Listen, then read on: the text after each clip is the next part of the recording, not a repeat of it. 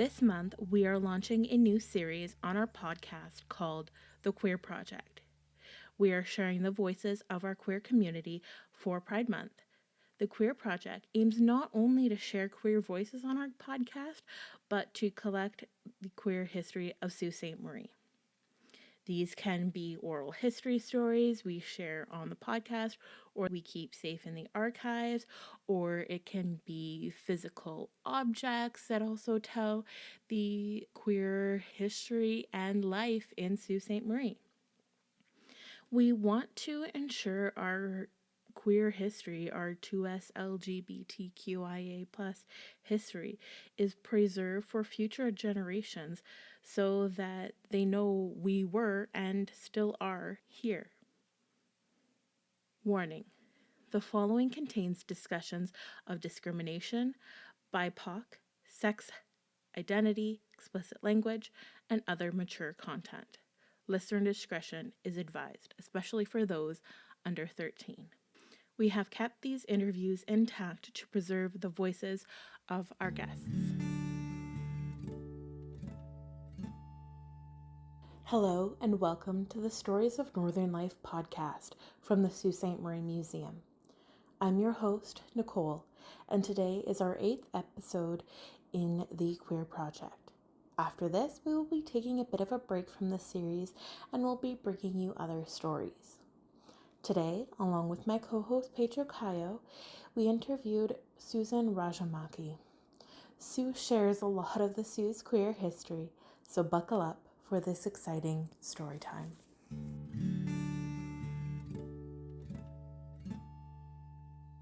My full name is Susan RAJAMAKI, and my preferred pronouns would be she, her, they, them. So, yeah. And only if you're comfortable, can you tell us how you identify? I am a big old dyke. lesbian, definitely. Loud and proud, and still above the ground, I guess. Mm-hmm. Love it. All right, and so were you born and raised in the Sioux? Yeah, I was born and raised here. And I think I've already probably touched on the fact that I might be old, and it's not old. I'm going to be 60 my next birthday, so I've hit that hill. I'm on top of the hill and I can see the numbers. Lived a lot of places in Sault Ste. Marie, but for the last 22 years, I guess. My mother and I share a home on Albert Street West. Mm-hmm. Downtown, kind of like off downtown-ish kind of thing. Very much so downtown. Yeah, like when you're looking at the whole entire, but as I was growing up, that was almost a separate area. I don't know if either one of you have heard about Steelton. And, yep. Right. So that was like a part of Steelton, that area there. Mm-hmm.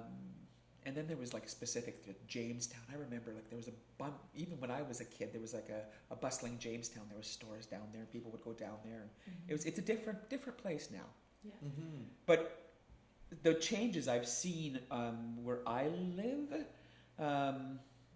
is really depending on because they recognize that neighborhood needs to be a supported neighborhood in whatever way that looks like. So we had the Community Resource Center for many, many years on Gore Street. Mm-hmm. Mm-hmm. So that sometimes brought more people around, much more traffic.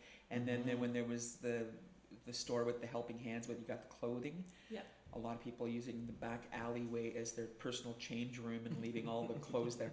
Well, I went up my backyard one time and there was this girl changing she's right in her skivvies, great skin. It's this is not your own personal change room. And then they would leave clothes. But as those things, those services have moved on to other places that suit them better, what neighborhoods, it's not a bad place. Mm-hmm. You get a family home that's affordable. You don't need. I'm just like you don't need all the extravagance and whatnot. I hear you. Mm-hmm. So it's been a comfortable place, even though there's been some incidents, whatnot. It's been a comfortable place for that time. I hear you. Yeah, I hear you. Nice. You just embrace it what you have, and we have some good. I have some good neighbors close by, and we've developed a nice like neighbor. Mm-hmm. You know, like a neighbor, like our little mini neighborhood or whatever it is. Yeah. Which is nice because we all kind of look after each other. And, Mm-hmm. and it was really cute because when I was really highly involved with working with the queer community, putting on Pride Fest and things like that, and that little group of neighbors was very full aware of Susan's busy this week, she got Pride Fest going on. Coming home one time from some sort of Pride event during Pride Week, and my neighbors had decorated their yards and all the Pride stuff. Oh, that's adorable. Right? So just that kind of support, right? Mm-hmm. Like they just recognize that, hey, you know what? Whatever my belief, because I'm, like I said, 60, whatever my beliefs are about, their sexuality or what, that's not what it's about here. It's about another human that we care about. Mm-hmm. And that's something, even with my straight friends, I don't care what goes, who you like, whatever. I'm here to support you as a friend, and these people were there. Nice. Yeah, definitely, and they're older people, right? Mm-hmm. So it was nice to see. Like not even a second thought. I don't know who came up with it, but I loved it. It was wonderful. It was like, yeah, these are the people in my neighborhood. It's beautiful. It feels to me like you felt seen and you felt loved and you just...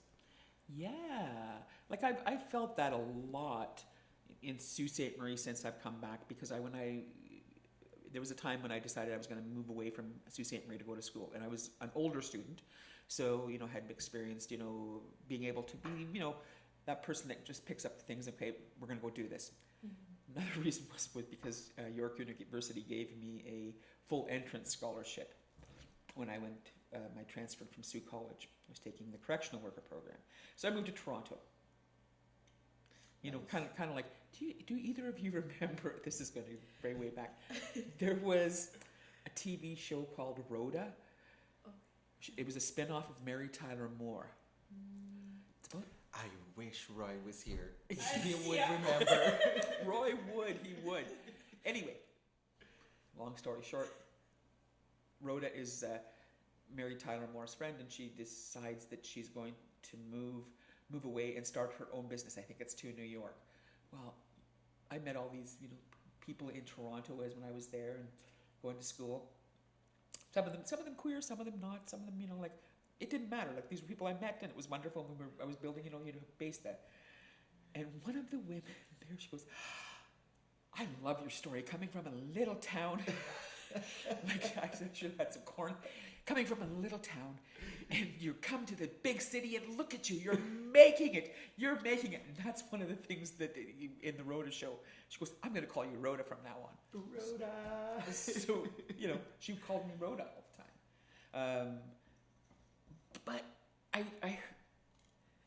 going back to what you said, being seen and heard and supported and felt, I didn't feel that here when I left. Mm-hmm. And I was like in my, early 30s when I left, and it's been like 30 long years now again, almost. And it's so much has changed in Sault Ste. Marie. Like there's a lot of work. But when I went to Toronto, that was the first time it was openly I was able to express who I was. It was like, you mean I'm allowed to do this? Like I didn't always gonna be. Yeah, you're in a safe space. Yes. You're in a safe space. You can just be a dyke, honey. Yeah. and I think I remember some of the people saying, hearing that we're here for you. Mm-hmm. Like you can be. Mm-hmm. So yeah, like I embraced that when I was in Toronto, and it was really nice, and not just that. Sault Ste. Marie's pretty wasp. Mm-hmm. If that's a correct term to use nowadays, I don't know. White, Anglo-Saxon, I don't even know what the acronym is. But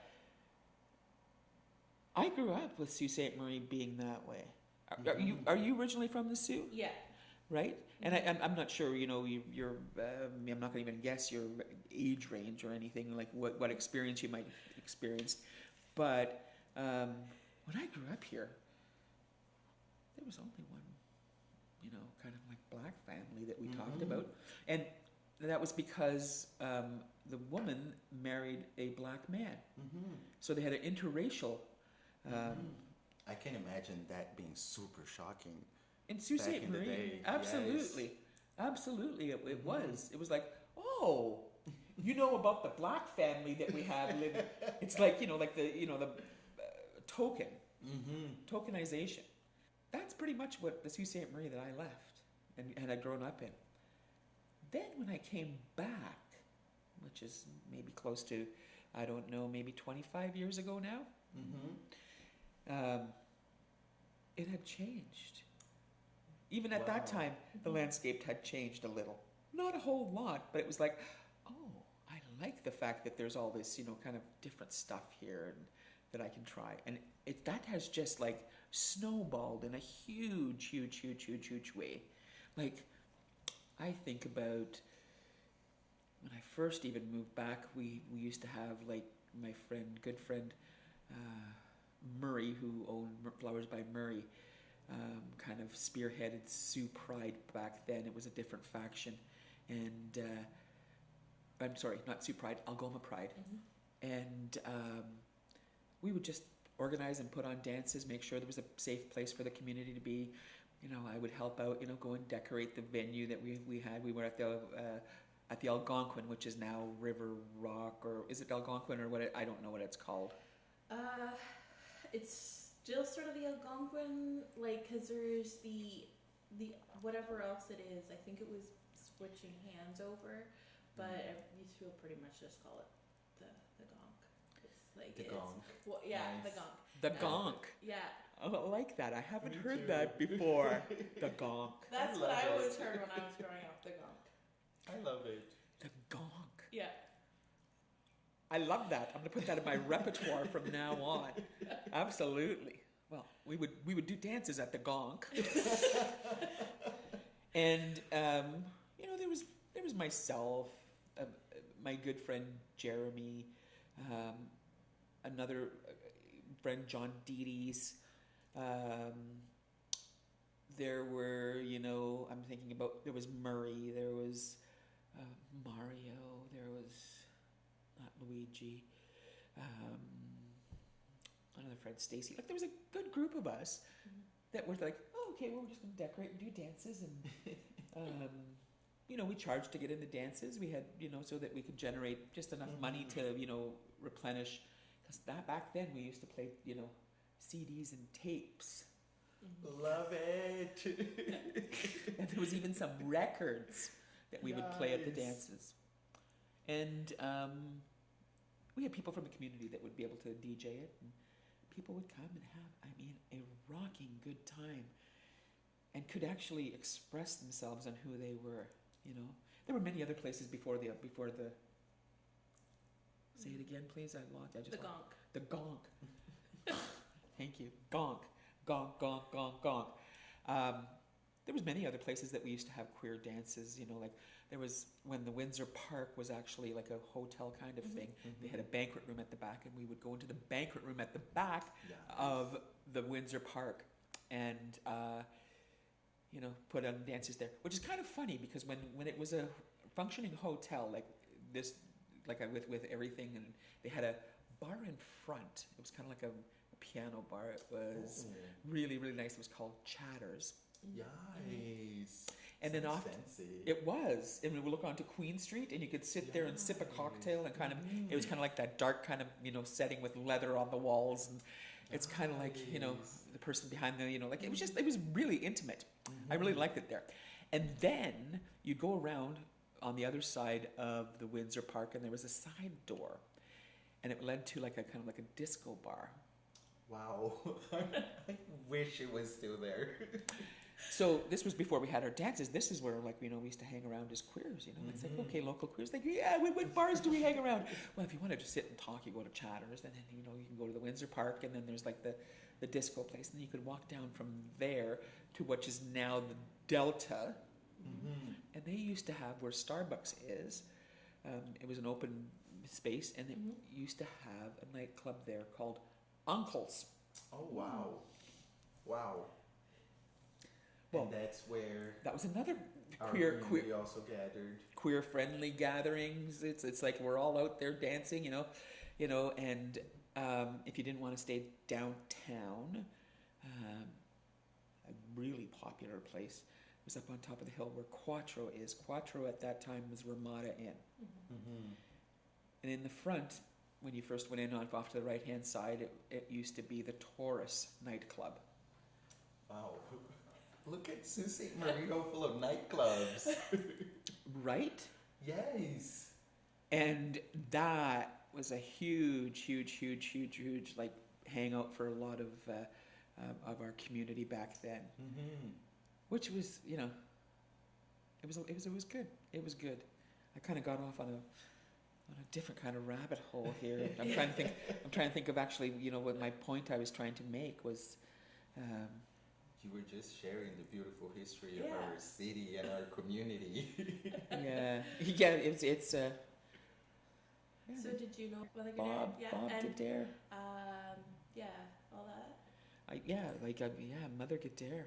Oh, I miss him so much. I wasn't really, deep with, like good friends, but if you were a queer in Sault Ste. Marie and just they knew that, and they knew you were part of the community, and you got to meet, like it was just like you were like that was your, like your passing ceremony. That's What a strong person I don't know, he's been away for a while now, but what a strong person to be as open as he was, living here in Sault Ste. Marie at that time, working at the Algoma Steel. Wow. And they openly knew that he was queer. Yes. And also a francophone, which That's at right. that time was also difficult. At Sault Ste. Marie and that stigma with that, my God, that is embarrassing. They need to stick their head in the sand and say, we did wrong. We're going to make right. Yes. Well, Don't be a Shoemaker's can. starting, which is good, and we actually had a panel discussion on June 7th talking about sort of the whole English-only resolution and everything that happened with it. So starting to get that discussion going, and a lot of francophones still refuse to talk about it because the hurt is still so strong, and they just want to sort of brush it under the rug because it's really hard. And I feel like that we sort of have to talk about it. We have to bring that back because they are sort of we're put into place of a marginalized community, and so trying to work with them to bring that back. And then that's also what the Queer Project is about, is looking at and talking about that history, because it's another history that's really underrepresented in our museum, unfortunately, because it was always so hidden that not a lot of people have shared that history with the museum. The queer underground, like you only start scratching the surface with somebody like me, who's like when I first came out and was a part of the community, and going back to Mother Goderre, I think I was 17, 18 the first time somebody brought me to a Mother Goderre party. Oh, just a little baby dyke. I was a little baby dyke, and that's the way that the whole entire community looked at me at that time. There's this 17, 18, year old, hot little baby dyke coming in. It's like, and they're like, who's that? And you know how it is. You know how it is in the community. It's like, who's that? There's a new person. And all of a sudden our little tentacles kind of, who's that? It's a new person. Hi, how are you? Hi, roof. Oh, yeah. Single. Oh, that's it. And we've all been there. We've all played that. So when I went for my first kind of Mother Goderre party, he used to hold dances in his basement. Him and JP, his partner, started doing that. I'm trying to remember where the house was. I remember going down in the basement. Then they moved to this bigger home that had a bigger basement. Guys. Oh my God. it was like the first time I walked down there, like people dancing with each other and all over each other, and everybody having fun. I fucking like bloop into the middle of the fucking people pile. But it was a respectful place, and I knew it. And I knew that, we could all be who we were. So yeah, Mother Goderre was, so instrumental. That's why I wish that sometimes that he and Murray, who kind of took over Mother Goderre's, Murray Carson, who took over Mother Goderre's kind of, there's been many that have taken over, or not taken over, but been there, like to, like continuing that continuing. legacy. Yeah.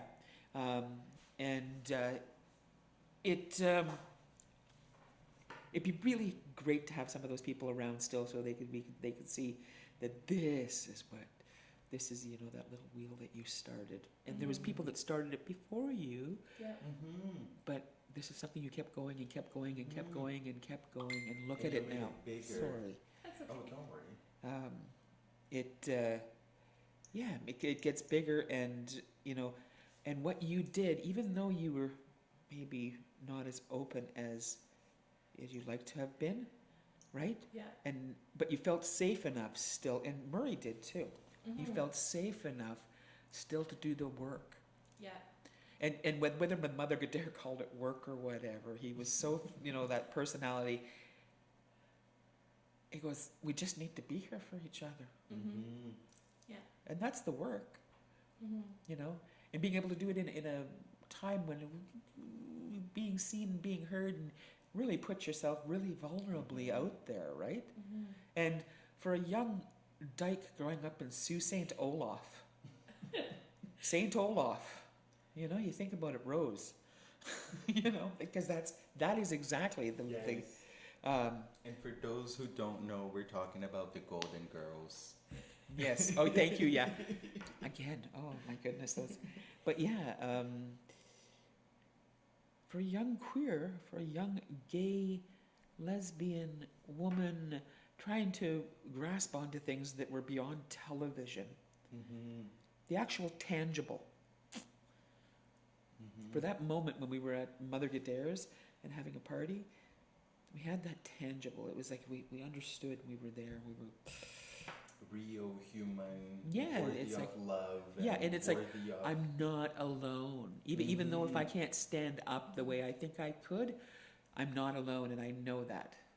But I still held on to the secret for many years. Yeah.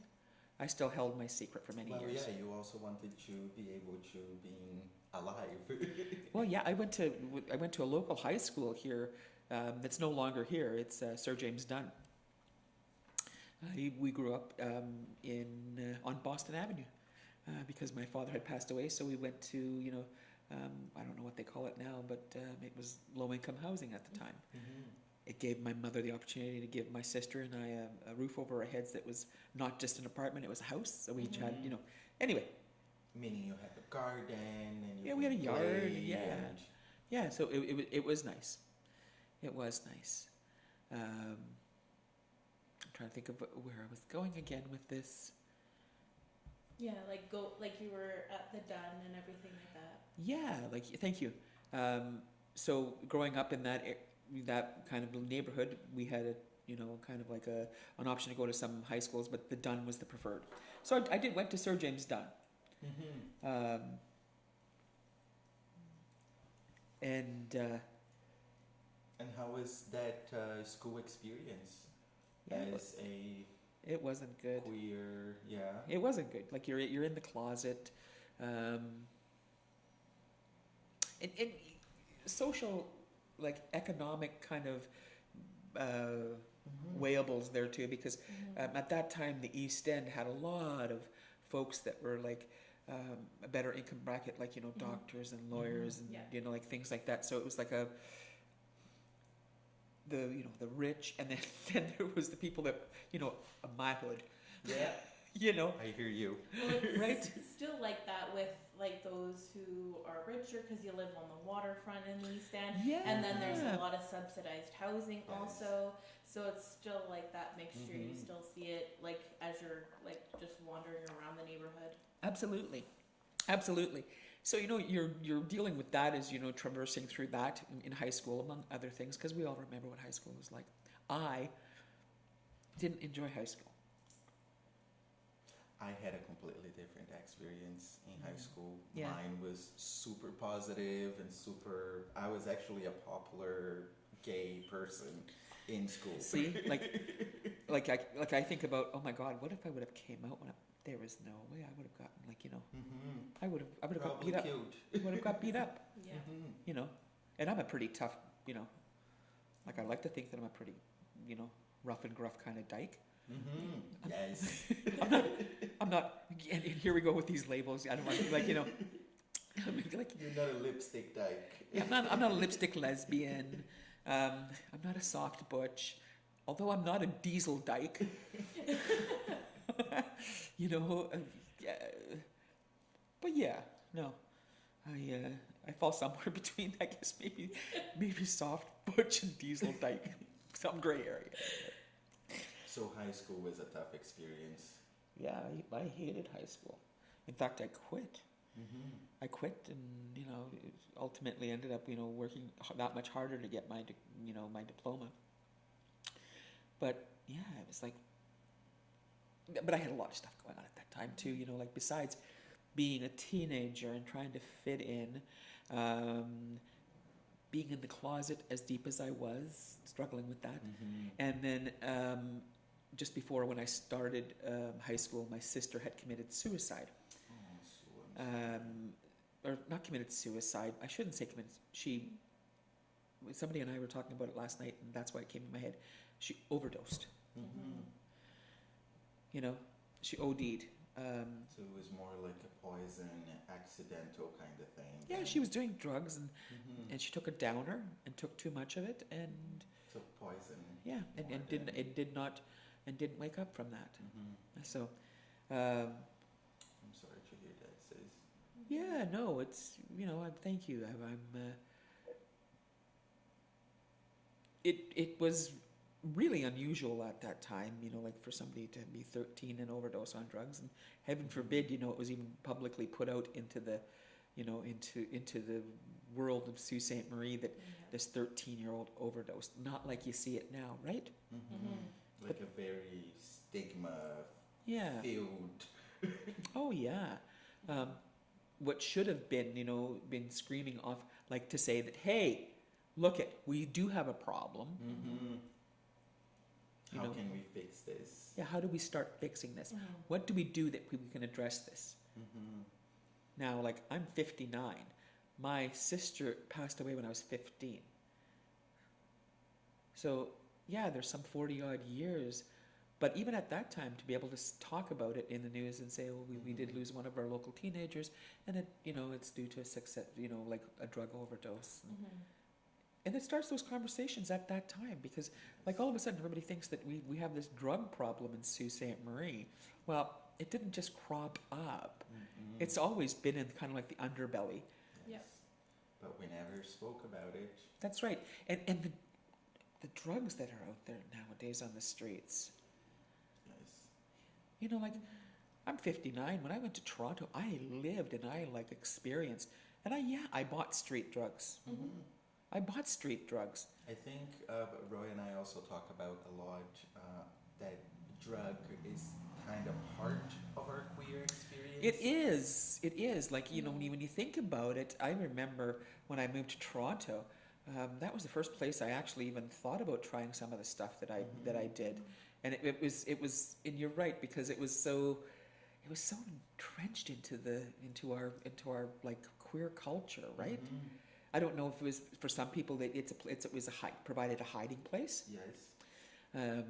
It's also a tool to it helps you loosen up a bit. Yeah. So like sexually wise, it helps gay men to be less stressed and less, Yeah, absolutely. Yeah. Medicine for treating trauma. Too, yes, because it's a good medicine for trauma. Like Yeah. you're treating sort of your own trauma, like because you're probably not going and getting therapy, getting on all those like prescription meds, and then so you just sort of medicate Yeah. and sort of Mhm. help that way to try to cope with everything. And that's sort of what a lot of it is. And sort of, I guess, it's good now that we have like the marijuana is legal, Yeah. because like a lot of it was being cut with fentanyl. That's right. Mhm. So, you would have something as harmless as cannabis, and you have like one of the worst drugs there is in there. Yeah, And, exactly. And people are trusting the fact that what they're getting is marijuana, and like, my God, like I wouldn't even think like, not like, I buy my cannabis now from like one of the retailers, Mhm. because I know that it's government regulated, Yes. right? So I want to smoke my pot. Mhm. Yes. I want to smoke my pot, right? I want to smoke my pot, and I want to know that the pot I'm smoking is the pot I want, like just Yeah. pot. Mhm. I don't want anything mixed with it, Yes. you know? Big time. Yeah, like when I was in Toronto, I tried all of that. And it was like, so like, thankfully, there was something in my head that said, oh yeah, I don't like that, I don't like that, I don't like that. And when I started smoking weed, I liked weed. I liked it for a lot of reasons, but cocaine, it's chemicals, and like, I'm not gonna even, I don't want to do any triggers for anybody, like I don't want this to be triggering for anybody, but yeah, like it is a big part of the queer culture. It's a part of our queer journey, Yeah. and experience of Yeah. being queer, I think, in the Yeah, a lot. this And world. like when you look at that, some, like with anybody, it's, there could be abuse on it, Mhm. and some folks have really gotten lost in that, and Yes. yeah, And I think, like Nicole said too, just like a lot of queer folks also go to kink sex as a way of therapy, like in a therapeutic way, in a healing way. Mhm. I think drugs and sex is really a way that our community uses to heal and to get into a better place. So I love that you're touching on that too. I think I'm interested to hear too on when you talk about coming back from Toronto and seeing that the community have evolved a bit. But I also wanted to hear what were you bringing with you? Because it feels to me that you were also bringing stuff with you, that you're like, okay, now we got to do things differently here. Well, yeah, no, like I was bringing back, when I moved back, I decided to move back because some, family stuff. I could have stayed in Toronto my whole entire life. But, I felt, okay, I need to be here for family. I was bringing back a new Susan. Mhm. The old Susan was like, I stripped off that coat on my way to Toronto, and I was like, there is a brand new naked baby in Toronto.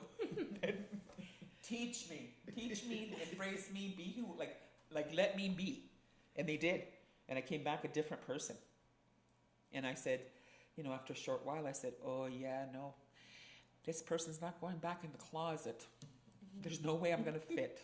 Ain't no way. And I started thinking, and I thought, okay, well, like getting involved with, Algoma Pride at that time, and we weren't like doing anything other than the dances. But that was enough at that time, right? That was enough. A lot of people enjoyed those. I wouldn't say that was enough. I would say that was big enough for that time. It was big enough for that time. I think that the people that were involved were looking at, some of us that are now in our, late 50s, early 60s. Some of the folks are maybe passed away.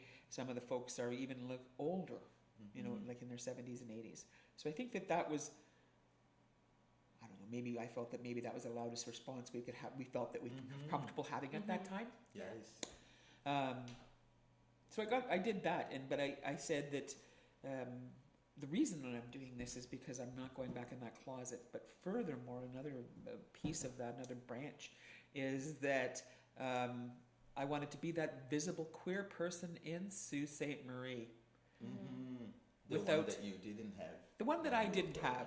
I didn't have somebody that was open enough to say, yes, I'm a lesbian. Oh, look it. I'm not what you perceive a lesbian should be. Yes, I live in your neighborhood.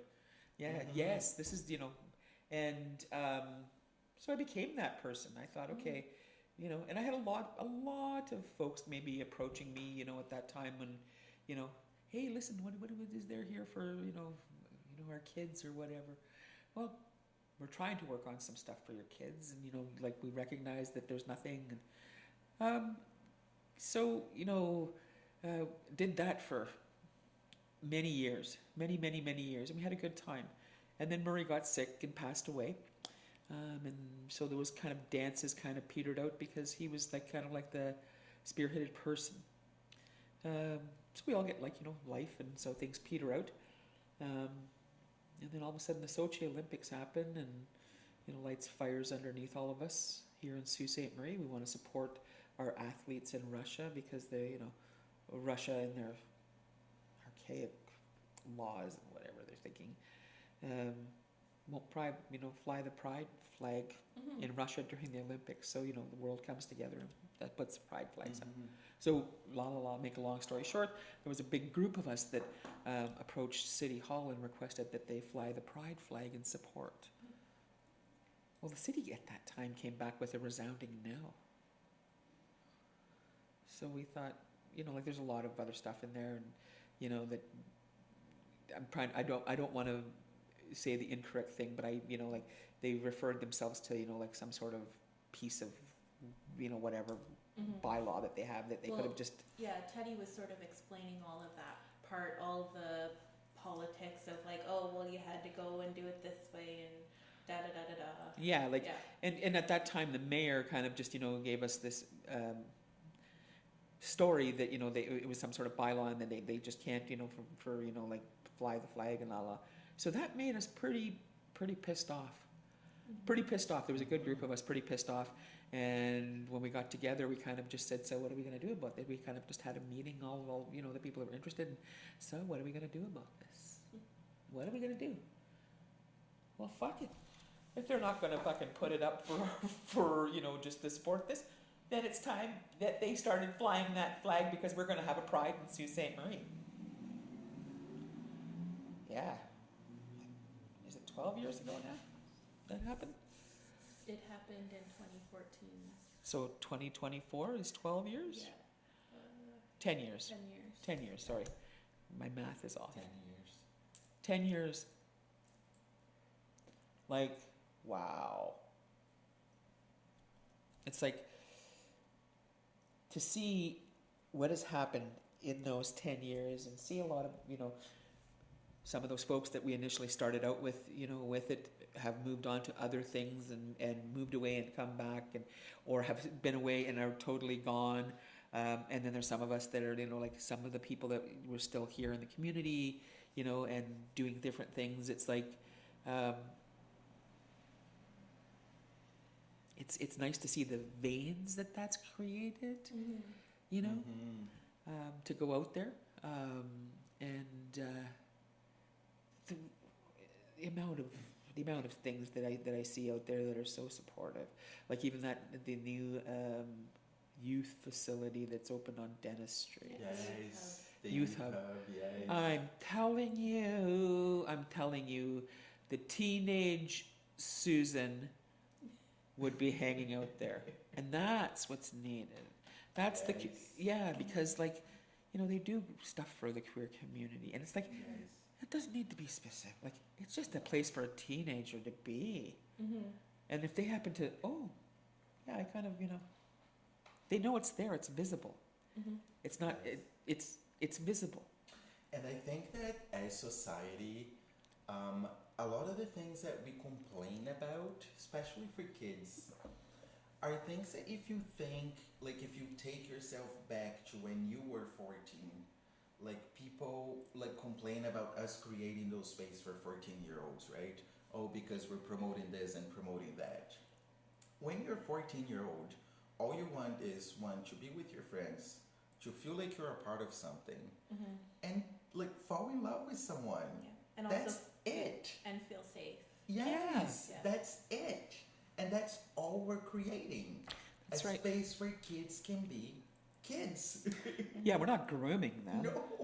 We're not getting free toasters out of a truck in the back because we're getting promotions. No. We're doing it because we came from a place there, even at your, both of you, we've all come from a place where we haven't felt that safeness, and we've said, okay, wait a minute, our synaptors in our brain are going, wait a minute, we need to make this possible because this is the way I felt.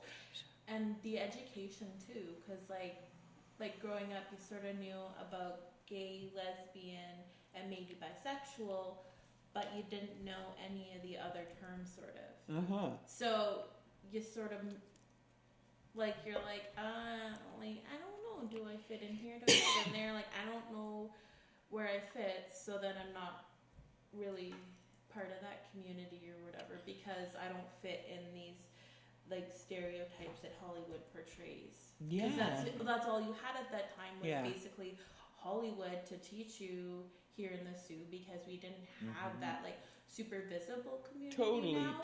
So like when you're young, you can't really go out into like the underground queer community, because it was a little bit more adult sort of thing. Yeah. And so you're like, and it's not that you want to like party or whatever, you just more so want to understand, and you didn't have any of that education. So now, even just having the youth hub, you have that education, so you know that there's so many different things under that like queer umbrella now. Yeah. Exactly. Yeah, absolutely. Like when I was growing up, well, what, you heard lesbian, gay, bi. We didn't even, like, honestly, like, there wasn't much thought, unfortunately, for the trans community, like what's transgender. You know, like it was, you know, that we talked about transsexuals and you know, and not really, not in a nice way. No. And I was talking to my best friend, who is also from Brazil. He's visiting me here in the Sul for the week. And we were talking about growing up in Brazil and, not seeing a lot of trans folks, like the trans community wasn't there. And we were talking and remembering that when it was to talk about trans women, it was usually that very racialized, very marginalized person that was probably living on the streets and experiencing houselessness, and also a sex worker, and going through all of those difficulties, and that's kind of like the image that society showed it to us as people. And I don't even think there was trans men ever really talked about. It was the only thing you really heard about was ever trans women. Yes. It was always trans women, because that was a stereotype you saw with like sort of like the drag queens, or I guess sort of it got mixed in there because everybody didn't really know, so you just sort of lumped everybody together under this umbrella of like misunderstanding, and so that's all you sort of know, that you only knew that there was trans women. Yeah, absolutely. And you were going to be involved in sex work, and is it a predatory male or whatever? Well, maybe not as much there. That's sort of the new narrative that they're pushing, but with all these, like, oh my God, why are drag queens, reading books to our children? It's like, don't even get me started on that. But just to go back on the, there's so much that's fucking wrong with everything, but now I digress. And that's why we still need Pride, because like, it's okay, we have sort of like the understanding for being gay, lesbian, maybe bisexual-ish. It's maybe a little bit, but still, not really. And then we still have to fight for everybody else. That's right, and that's what I say all the time. Your work, like, yes, like there's some of people in our community who feel really like got the comfort blanket around them, and they know, and they feel, and they say, okay, I feel, and I know, and I'm seen, and I'm heard, and I'm safe. Safe, eh? I think that our hugest focus, especially in Sault Ste. Marie, moving on with with our queer community, and that sometimes that's even hard for me to say across my lips, queer. But I've embraced it just like everybody else. My generation, queer is like this off and weird and strange, but it's nice that we can embrace it. Some of us. But I think that our focus moving forward as a queer community in Sault Ste. Marie needs to be the protection and that comfort place for trans folk. To know that when I see you out in public, and you don't have to self-identify to me, you don't have to anything. Just know that I have your back. We are in this public space, and if you are going to be in any way threatened, I will make myself visible. Not because of anything else other than human respect. But secondly, you're a part of my community. And for so long, you've been the quiet faction, like the many of us were when we first started out. So now we need, because we're empowered now, some of the community is like, okay, we're on good, stable ground. We can support you guys now, everybody. Yeah. Like that's what it comes down to. Yes. And showing that we're also like a safe community to come to, because that's right. Like even just our neighbors across the river aren't necessarily safe. So to show that it is a safe place to come here, and to show that we're gonna do everything we can to create a safe and welcoming space for you. And when there's those that are trying to do otherwise, we're gonna be there to protect you. That's right, because in Sault Ste. Marie, and I hear it happening all the time. I haven't been in the area when it has, but people getting disrespected and treated incorrectly, and going to the hospital. I have so many trans friends that have gone to the hospital, and let them know what their pronouns are. When I was growing up, pronouns were not like a big thing in my world. But I recognize the world changes. Like nothing irritates me more than when they make fun of the pronouns. Like that. Like I identify as a rabbit, and just that's poking fun in a back-assed way at that all of that. Like my pronouns are like something stupid, right? And I say to my friends who are like my age that maybe don't understand, I say, listen, it just comes down to just being respectful and just understanding. I said, I didn't understand pronouns when I first started, but I said, I'm going to respect it and try and, educate myself for a better understanding about it. So, yeah, I think that, if there's any message moving forward I can impart to the our community, our rainbow community, our the whole entire acronym is too long for me to the alphabet soup. But as a person that's worked in a lot of that ran Sault Pride for helped with Sault Pride for many years, was that person that was out there in the face of the public. And I still am in some ways. I do a lot of work. I just say to our communities, just listen, dudes, just like be there for everybody, but especially recognize that you need to be there for our trans brothers and sisters who maybe are at a place where we were at one time, and you just need to know. And also to the allies is that you don't have to understand pronouns to accept them. That's right, and that's what I tell people. You don't have to understand to accept them. No. Like, what does it hurt you to accept them? That was when it kind of brings me back to having a discussion with my mother when I came out. And my mother, I knew. Well, yeah, thank you for telling me. Thank you for letting me know, Mom. Yeah, we could have saved a lot of things here. Like, I stressed about it. I had you up for supper, sweating, drinking wine, trying to figure out how I'm going to come out to you. It's like I get an I know. But my mother went through a time where it was like, well, I must be the blame for this. Like, it's not about you. It's not about you. Don't worry. I didn't get breastfed too long. That's why I'm a lesbian.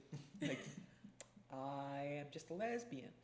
And I told my mother, you know, we had these many discussions and whatnot, and I said, listen, I said, there's a couple of choices here that, you know, kind of affect you.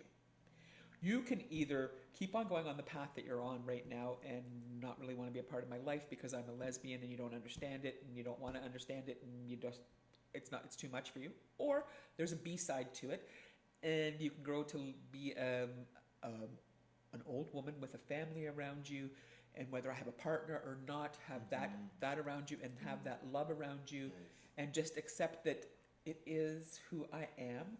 And just like if I was straight, you certainly wouldn't think about anything else other than, you know, that you want what?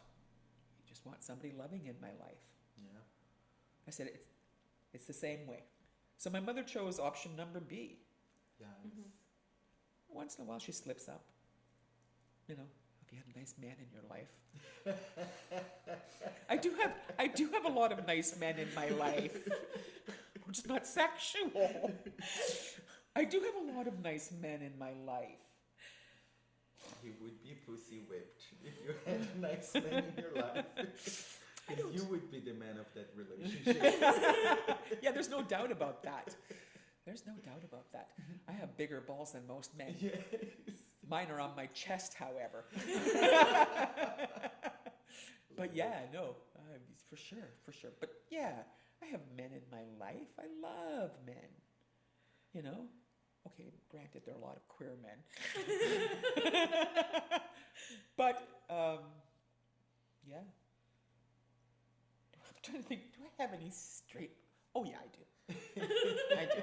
And now that I think about it... Maybe one or two.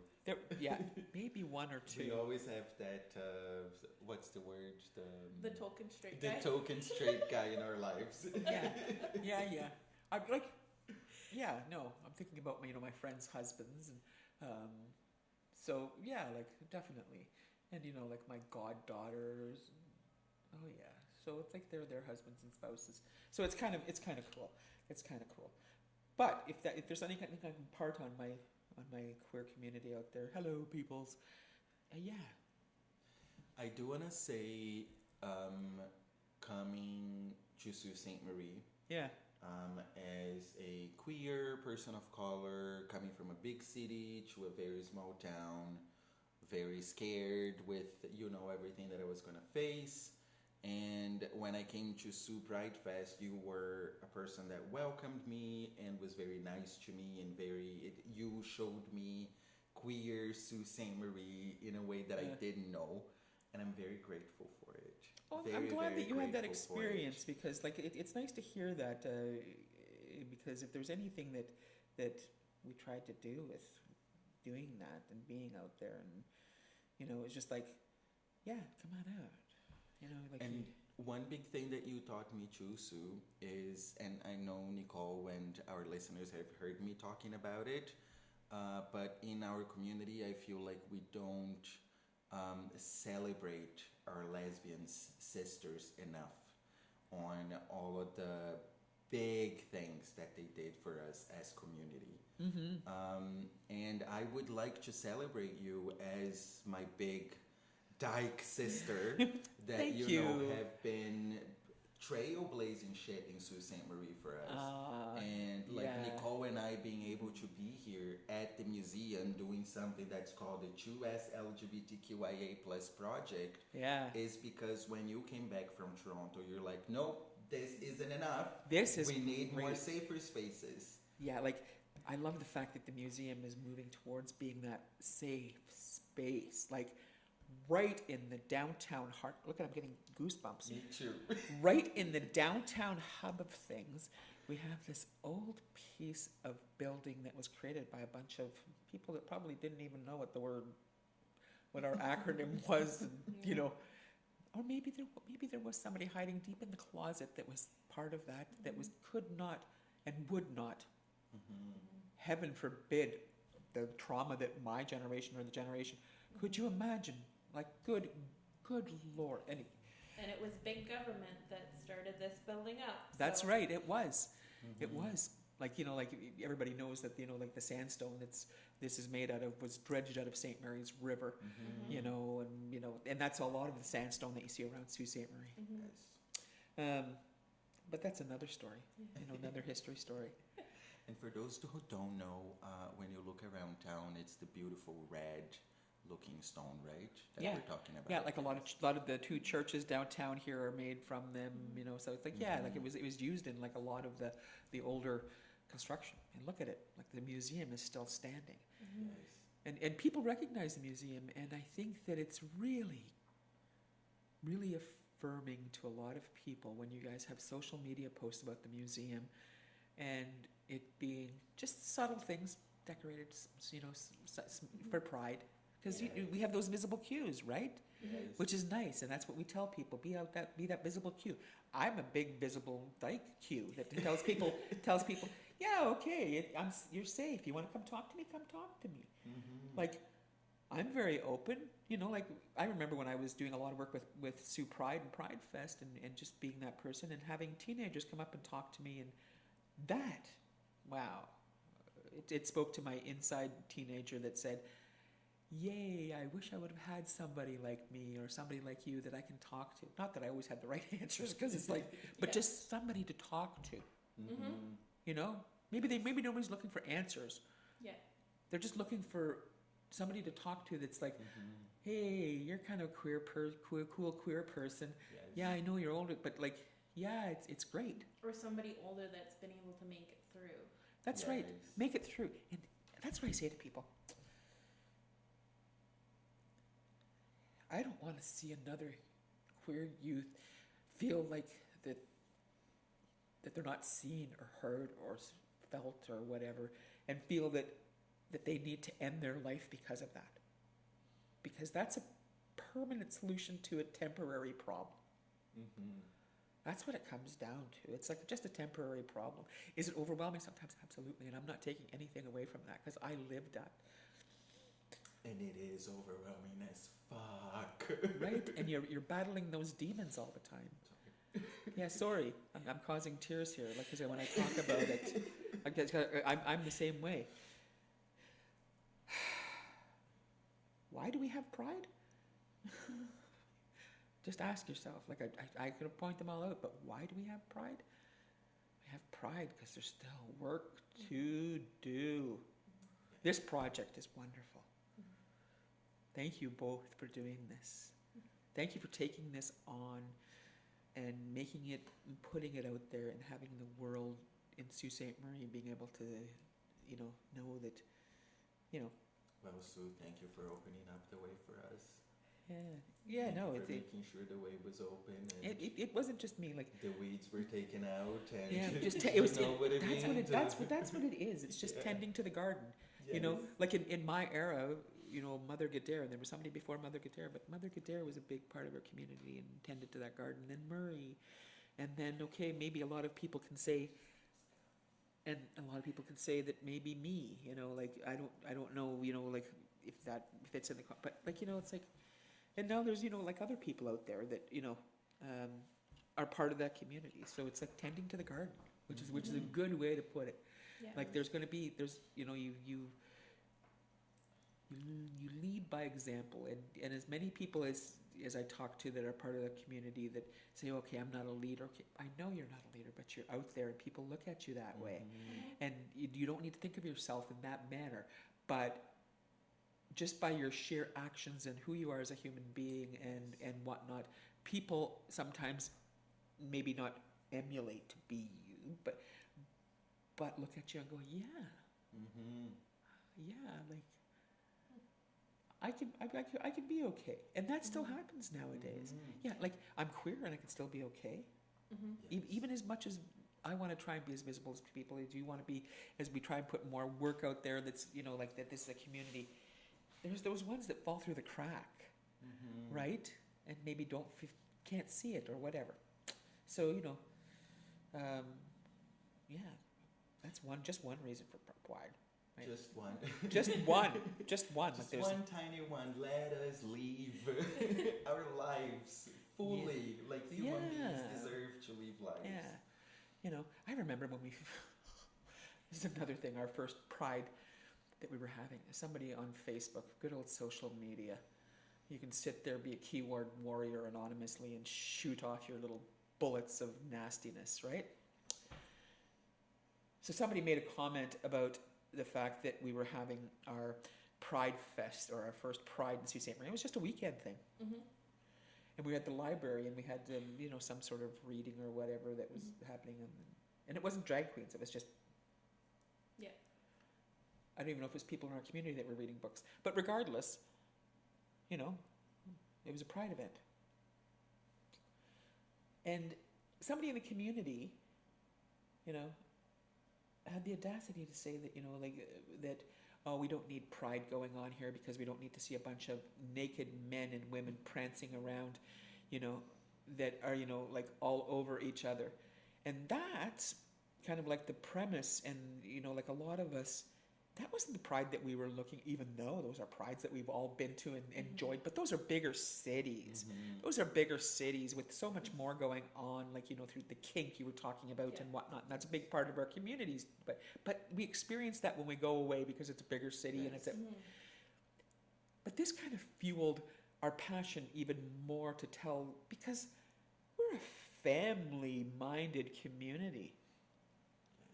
And we wanted the world to know that Pride wasn't just for, the queer folk. Yes, it's queer folk. Like, this is where... But, my God, you have family. And if your family wants to come out and support you, please. We need that support. We need your families. So, Pride Fest, like we have a day that's, like a family fun day. Like that Sunday is... Loud and proud. Loud and proud. That's how we kick off Pride. It's a wonderful way of doing it. Families. And I'm telling you, when we had it one year at the Bush Plain Museum, I think I probably had my first knee surgery. Maybe right around that time. I had my first knee surgery and I was blowing around on a scooter. Because I had the knee surgery a week before and I got out of the hospital and the Pride Fest happened the next week. And my right-hand person that would help me a lot of times, Jeremy, had a heart attack. And so he was in the hospital, so he wasn't out to help me. So there I am popping pain pills. On your scooter. on my scooter. And I'm at City Hall to do the flag raising and kick off Pride and blah, blah, blah. I'm standing up there with my cane. There's Christian Provenzano and, Terry Sheehan. The police weren't really involved at that time, and that's another thing I could even get into. Anyway, then I jump on my scooter because everybody's going from the City Hall, walking from City Hall to the Bush Plate, and I'm on my scooter with a megaphone and a great big boombox on the back of it, playing music, woo, screaming, going down Bay Street, like driving all around. I probably wasted this whatever because I'm taking pain pills. We get to the Bush Plain and it was packed. We probably had, I'm going to say probably throughout the whole entire day, because it would go on from 12 until 4, we probably had 3,000 to 4,000 people walk through that place. That's Pride. That's Pride. Yes. It's not just for it's for the community and whether they to be there, but to see the other people, the others, embrace it just as much as we. And I think that the whole of Sault Ste. Marie does. So that kind of brings me back to that woman that when so long ago said that oh, what was Pride Fest going to it's going to be this great big naked fest. No. It's going to be a family, fun, friendly event. Yes, we may have some adult entertainment, but adult entertainment. For adults. Yeah. And it's kept separate and everything like that. The only people that really ever make at Pride about sex or just being part of the queer community about sex are the people that aren't part of the community. And that connects to something that I was that I started talking about earlier, and I don't think I finished. That the thought comes out of other people's minds. we're not thinking about sex. We're thinking about being proud.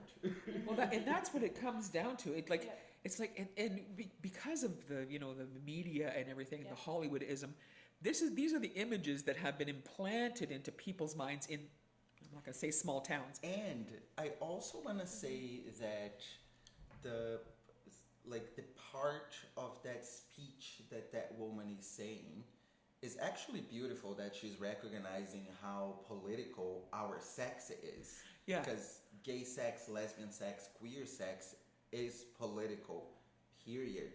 It's not really about, if you look into history, it's never really been about our love. It's never really been about a woman loving another woman. It's never really been about a man loving another man. It's really always been about you being less of a man because you're being a bottom, or you're being less of a woman because you're taking the man position. How dare you take the man position in sex with another woman? It's always been about that. Yeah. So our sex for itself is political. And that's why at Pride, at some places, it's so important, and we're so free that we're sexual beings. And let us fucking be sexual beings. Absolutely. Sorry, please add those stuff on the beginning there. We're going to be talking about that shit. Yeah, there might be some shit that we're talking about. Yeah. But yeah, like ours, gay sex, queer sex is a political statement, and that's why it's so important that at some places we have those statements being made too. Yeah.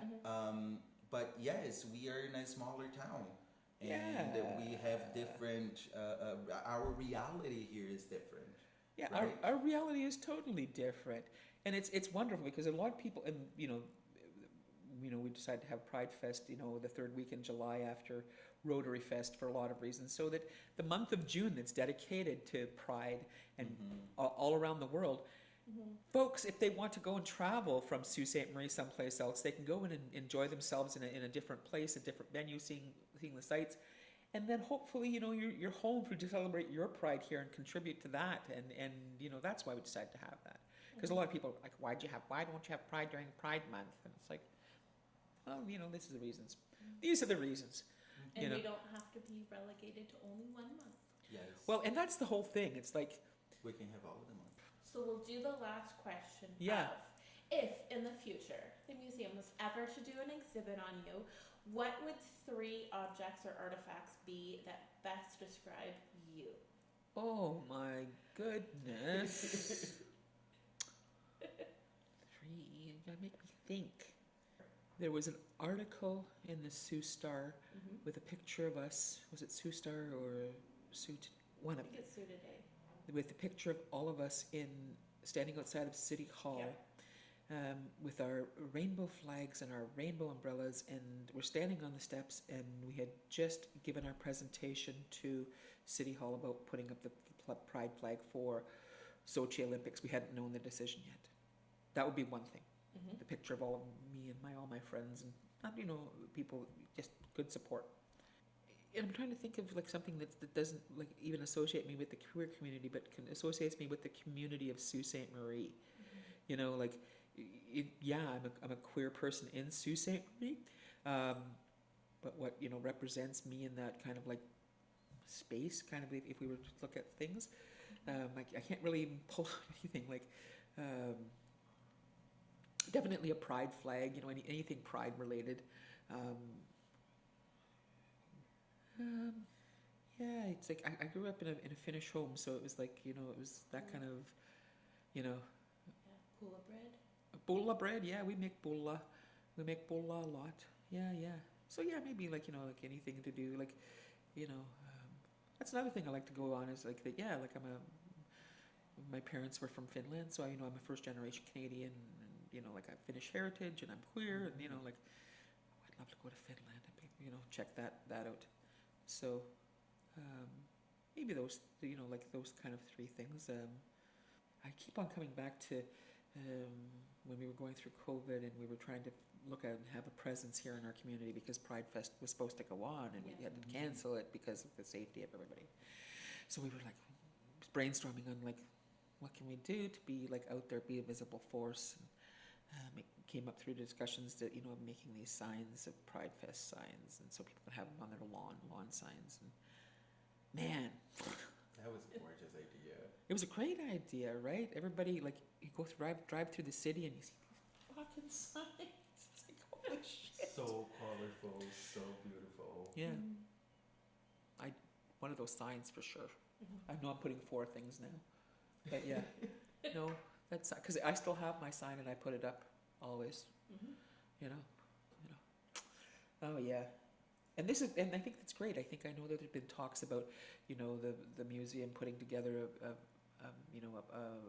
a display, an area, a presentation of queer in Sault Ste. Marie, and I think that's great. And I think that that's something that doesn't transpire overnight.